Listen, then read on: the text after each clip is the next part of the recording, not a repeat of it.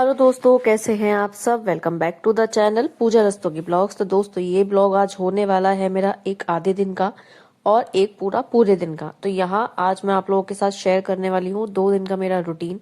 अभी ये वाला जो रूटीन है, जो अभी आप लोग देख रहे हैं शुरुआत में, ये शाम के टाइम का है, जहाँ भाभी एक स्टिच कर रही थी कुर्ता। ये पहला ऑर्डर आया था भाभी के लिए, कह सकते हैं कि पहला कस्टमर आया था, तो भाभी ने उसके लिए ये कुर्ता तैयार किया था। अब यहाँ ये अम्ब्रेला कट में कुर्ता बन रहा है किसी के लिए। तो बस मैं भी यहाँ पर बैठी हुई थी और देख रही थी कि कैसे कैसे बन रहा है। कुछ चीजें मैंने सीखी भी हैं, तो कभी मेरे को समय मिलेगा तो मैं आप लोगों के साथ शेयर जरूर करूंगी।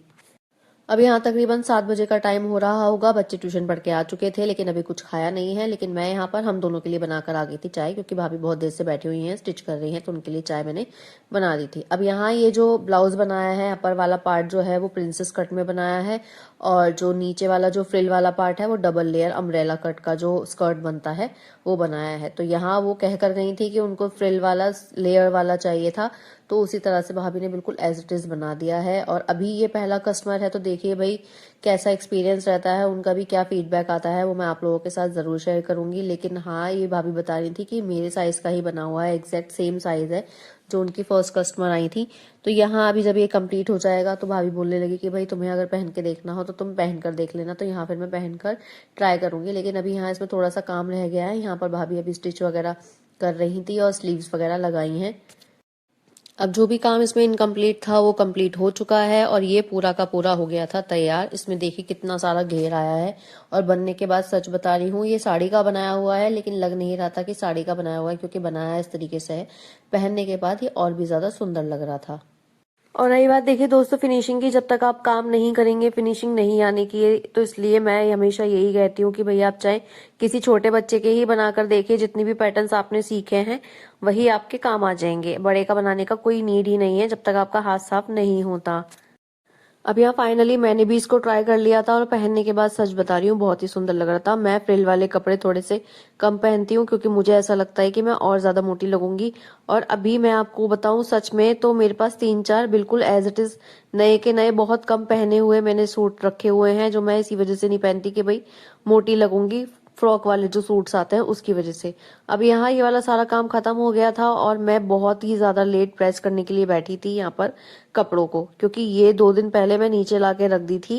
क्योंकि मुझे ऐसा लग रहा था कि अगर नीचे टाइम मिलेगा तो मैं नीचे कर दूंगी, लेकिन मुझे नीचे भी टाइम नहीं मिल पा रहा था। कभी गप्पे मारने बैठ जाते थे, कभी सो जाते थे।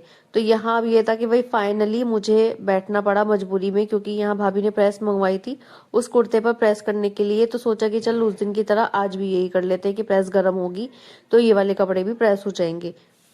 अब यहाँ अगेन कुछ भी खाने का नहीं सोचा है कि भाई क्या बनेगा। अब जब हस्बैंड आएंगे तो या तो उनसे पूछ कर ही बनाऊंगी, या अभी भाभी बोल रही है कि थोड़े से दाल चावल अगर खाने होंगे तो वो बन जाएंगे।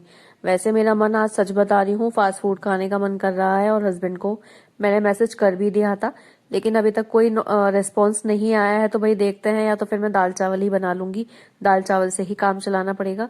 और अगर मैसेज देख लिया तो भाई वो फास्ट फूड लेकर आएंगे। अभी यहाँ ये था कि मैंने भैया को भी मैसेज करवाया है, कॉल करवाया भैया से कि सच में आज इतनी ज्यादा क्रेविंग हो रही है फास्ट फूड की कि मैं कंट्रोल ही नहीं कर पाई। नॉर्मली मैं भैया से बहुत कम कहती हूँ किसी चीज के लिए, पर भाभी ने यहाँ पर कॉल कर दिया था। तो अभी ये देखते हैं कि भैया को याद रहता है या नहीं रहता है, उसके बाद हम लोग खाने वगैरह का देखेंगे अपना। अब यहाँ कपड़े प्रेस हो चुके हैं, थोड़े बहुत मैंने अपने भी प्रेस कर लिए हैं। सोचा नहीं था कि अपने भी प्रेस करके रखूंगी, लेकिन यहाँ टाइम थोड़ा सा बच गया था, तो यहाँ मैंने अपने कपड़े प्रेस कर लिए थे। अब यहाँ फास्ट फूड आ चुका था, भैया ने भिजवा दिया है फास्ट फूड। हस्बैंड भी आज आते ही पूछ रहे थे कि भाई कुछ खाने का अगर मन है तो मैं बाहर से ही ले आता हूँ। लेकिन यहाँ फिर ये था कि भैया ने कह दिया था कि मैं भेज रहा हूँ, तो फिर मैंने इनसे नहीं कहा। कभी कभी ऐसा हो जाता ना कि घर भी खीर और बाहर भी खीर, तो वही वाली कहानी हो गई थी आज। तो यहाँ थोड़ा सा फास्ट फूड मंगवाया था, लेकिन साथ में दाल चावल बन चुके थे, क्योंकि हस्बैंड को आते ही खाना चाहिए होता है। तो यहाँ मैंने थोड़े थोड़े से दाल चावल सबके लिए बना ही लिए थे, और तड़का भी लगा दिया था। तो यहाँ थोड़े से दाल चावल उन्होंने आते ही खा लिए थे, और थोड़ा सा फास्ट फूड खाया था उन्होंने। अब यहाँ से ये व्लॉग शुरू होता है अगले दिन का। मैं सुबह ही आ गई थी किचन में नहा धोकर। अभी सफाई वगैरह मैंने कुछ भी नहीं करी है, क्योंकि थोड़ा सा लेट हो गया था। मेरी तबीयत थोड़ी सी ठीक नहीं है, आप लोगों को मेरी आवाज से भी पता चल रहा होगा। एक्चुअली मुझे कोल्ड हो रहा है काफी दिन से। तो यहाँ यही हो रहा है कि अभी फिलहाल जितना भी जल्दी हो सकता है मैं उठने की कोशिश करती हूँ, लेकिन हो नहीं पाता अभी। लेकिन यहाँ ये था कि एक दिन पहले मैं सोचकर सोई थी कि क्या बनाना है। दवाई लेने के लिए गई हुई थी, अपनी पैर वगैरह दर्द हो रहे थे, तो वहां से आते हुए थोड़ा सा पनीर लेकर आ गई थी। तो आज फिलहाल ये टेंशन नहीं थी कि भाई सुबह उठकर क्या बनाना है। तो यहाँ मैंने तैयारी करनी शुरू कर दी थी पनीर भुर्जी बनाने की। अब पनीर भुर्जी बनाने के लिए थोड़ी सी प्याज, टमाटर और हरी मिर्ची ली है। लहसुन इसमें आप डालना चाहें तो डाल सकते हैं, अदरवाइज इसको स्किप कर सकते हैं। अब यहाँ मैंने प्याज, लहसुन और जो हरी मिर्ची है थोड़ी सी, उनको चॉप कर लिया है। चॉप करके ही डालेंगे तभी टेस्ट आएगा।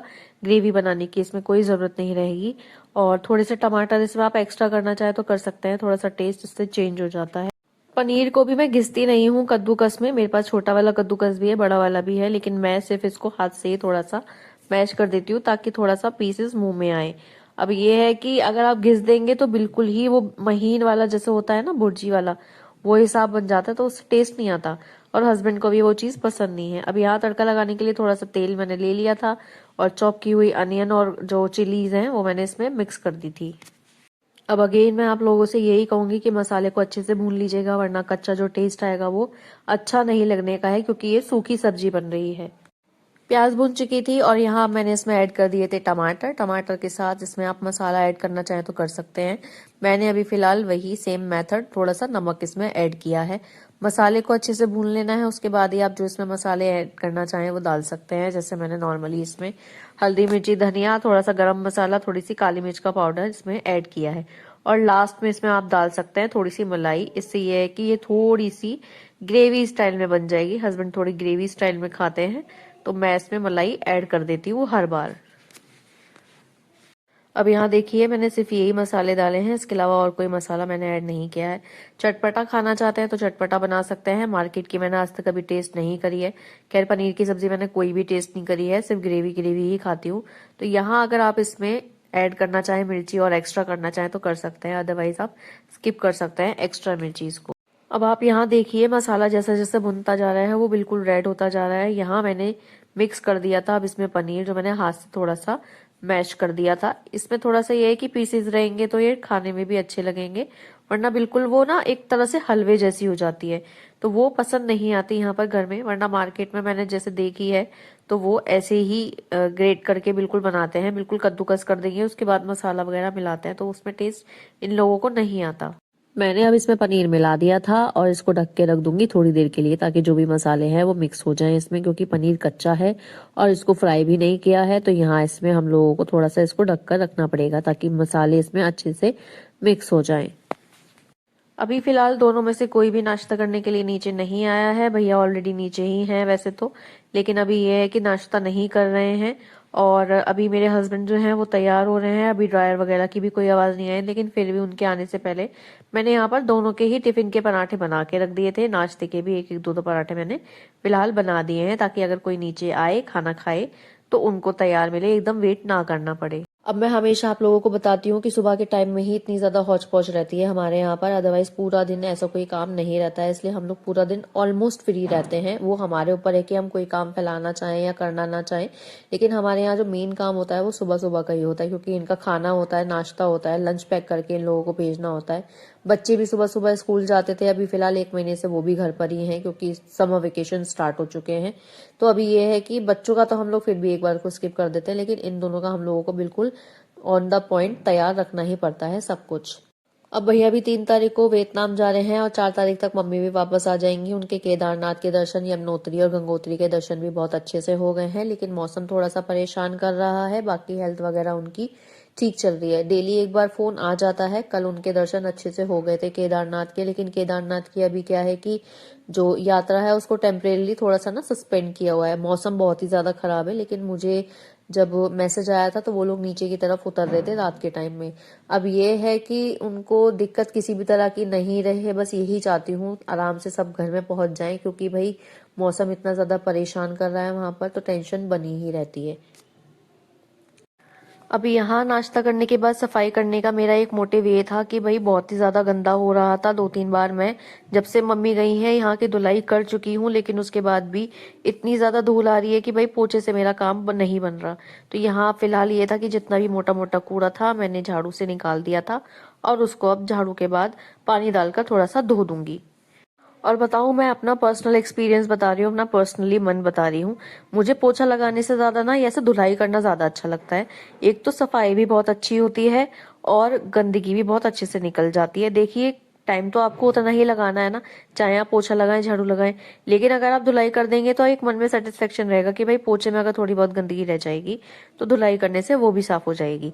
तो यहाँ मैं 3-4 दिन में नॉर्मली, आप लोगों को पता ही है कि मैं सफाई करती ही रहती हूँ इस तरह से। अब यहाँ रोज मौसम खराब होते हैं, रोज आंधी आती है और रोज ही ज्यादा धूल हो जाती है। एक एक दो दो लेयर के हिसाब से धूल जम रही है घर के अंदर इस टाइम। अब यहाँ धुलाई करने का देखो एक फायदा मुझे ऐसा लगता है कि इनकेस अगर अगले दिन मेरा मन नहीं है ना पोछा वगैरह लगाने का, तो सिर्फ झाड़ू से भी काम चल जाएगा यहाँ पर। यूजुअली जब मैं सफाई करती हूँ तो जितना भी पानी होता है गंदा वाला वो बाथरूम की तरफ खींच देती हूँ, लेकिन आज क्या मैंने किया है, बाहर की तरफ भी खींच दिया है, क्योंकि बाहर से भी धुलाई करूंगी और अभी हैंड टू हैंड ही हो जाएगी, तो मुझे टेंशन नहीं रहने की कि पानी पीछे पड़ा हुआ है। अब यहाँ जैसे मैं बाहर जाऊंगी, ध्रुव तुरंत मेरे पीछे पीछे आ जाएगा और आकर जीने पे बैठ जाता है। अब फिलहाल ये है कि मेरी आंखों के सामने रहता है तो मुझे भी टेंशन नहीं रहती, लेकिन ये इतना ज्यादा परेशान करने लगा है कि मैं आप लोगों को बता नहीं सकती। एक तो पानी में इसको चलने की आदत है तो वो गिरने का मुझे ज्यादा डर लगता है, मना करती हूँ उसके बाद भी ये सुनता नहीं है। अब यहाँ ये था कि अंदर से तो मैंने सफाई कर दी थी झाड़ू से धोकर, यहाँ मैंने बाहर की सफाई एक दिन पहले ही करी थी, धुलाई करी थी, तो यहाँ मैंने सिर्फ पोछे से ही काम चला लिया था आज। और अभी ऊपर की भी सफाई मैंने नहीं करी है और ऊपर की सफाई मैं आज करूंगी भी नहीं, सिर्फ जीने जीने पर ही पोछा लगाऊंगी, क्योंकि आज मेरा सच बताऊं तो बिल्कुल भी मन नहीं कर रहा है। कोल्ड की वजह से मेरा सर इतना ज्यादा दुख रहा है कि मैं बता नहीं सकती, और दवाई भी मैं नहीं ले सकती हूँ, क्योंकि मैं दवाई जब खाती हूँ ना कोल्ड के टाइम पे तो मुझे परेशानी होने लगती है, मेरे सर में और ज्यादा दिक्कत होने लगती है, तो इस वजह से मैं दवाई भी नहीं खा सकती। तो इसलिए बस ये है कि थोड़ा थोड़ा जो काम मैं कर सकती हूँ वो मैं करूंगी, क्योंकि जरूरी यही है कि कोई आ जाए इन केस तो यहाँ फिर गंदा ना दिखे घर। अब आज मौसम भी थोड़ा थोड़ा सा मुझे ऐसा लग रहा है ठंडा ठंडा सा हो रहा था। मैं सुबह जब नहाने के लिए घुसी ना बाथरूम में, तो बाई गॉड की कसम इतना ज्यादा ठंडा लग रहा था पानी, मुझे क्या ऐसा लग रहा था कि गर्म पानी इसमें थोड़ा सा ऐड कर लो। हो सकता है भाई कि आफ्टर प्रेगनेंसी जो भी ये सिम्टम्स होते हैं कि बॉडी थोड़ा सा कमजोर फील करने लगती है, लेकिन मुझे समझ में नहीं आता। 2 साल हो चुके हैं, अब तक तो हील हो जाना चाहिए, लेकिन फिर भी मुझे ठंड लगती है सुबह के टाइम में, 2-3 दिन से ऐसा ही हो रहा है। अब यहाँ ध्रुव की इतनी ज्यादा गंदी आदत हो गई है कि मैं अगर ऊपर की तरफ जा रही हूँ ना तो तुरंत मेरे पीछे पीछे ये जीने पे चढ़ने लगा है। और एक बार तो इसको मैं नहीं दिखी, इसको लगा कि मैं ऊपर गई हूँ, तो ये शाम के टाइम में मम्मी मतलब थोड़ा सा कुछ काम कर रही थी, उनका ध्यान भटका और ये सीधा ऊपर रूम के पास पहुंच गया अकेला, और वहां पे जाके मम्मा मम्मा चिल्लाने लगा। और मैं सुन के इतना ज्यादा डर गई थी कि भाई, मैं कह रही कि भाई अब इसको मैं अकेला छोड़ के जाने की ही नहीं हूँ बिल्कुल। अब आज यहाँ पर ये था कि संडे था तो बच्चों की नानी आई हुई थी, दोनों बच्चों की स्कूल की छुट्टी पड़ी हुई है, ये दोनों भाभी के बच्चे हैं, भाभी के बच्चे हैं मतलब। लेकिन यहाँ ये था कि आज संडे था, मम्मी की छुट्टी रहती है, तो मम्मी आज दोनों बच्चों को लेकर आ गई थी। अब यहाँ विद्युत सबके लिए कांच के गिलास में पानी लेकर आया है। नॉर्मली पानी की बोतल मंगवाई थी, तो यहाँ ये सबके लिए गिलास में पानी लेकर आ गया था।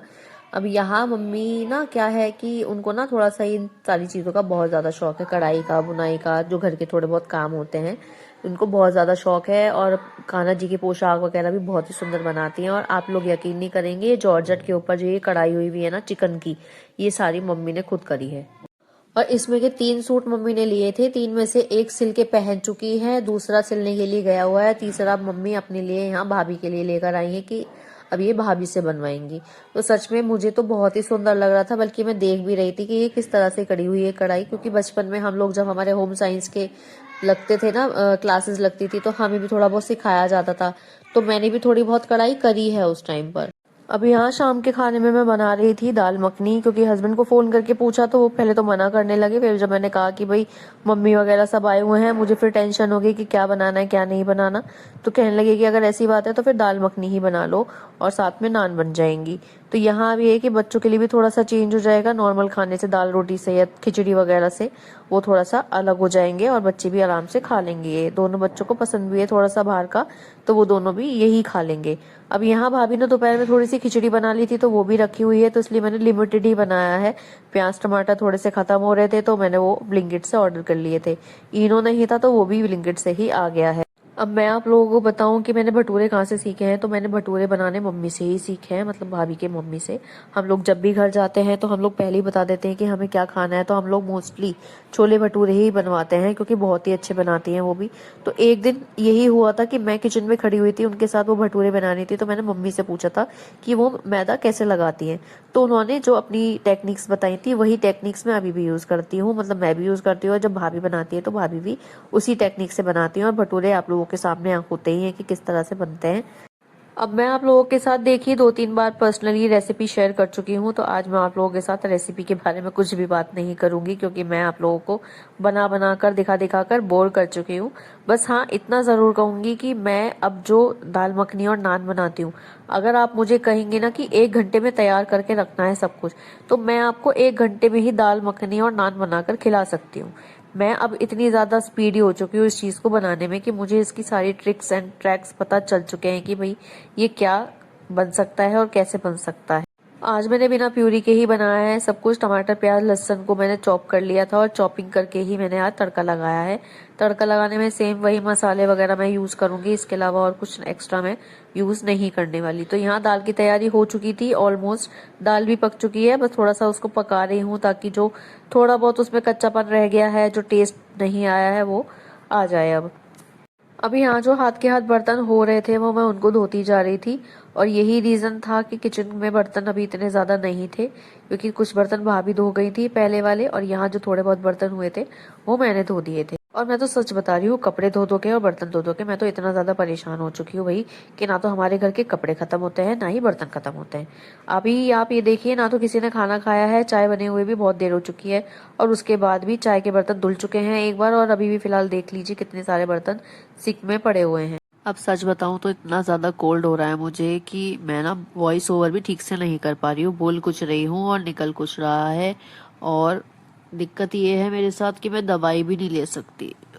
अब पता है, मैं अपना अगर पर्सनली बताऊं तो मुझे बुखार से कोई दिक्कत नहीं है, खांसी से कोई दिक्कत नहीं है, कुछ भी हो जाए, वॉमिटिंग हो जाए, मुझे उससे कोई दिक्कत नहीं है। मैं सब कुछ नॉर्मली कर सकती हूँ, और आप लोगों को दिखता भी होगा कि कितनी भी परेशानी हो मैं कभी भी काम करने से पीछे नहीं हटती।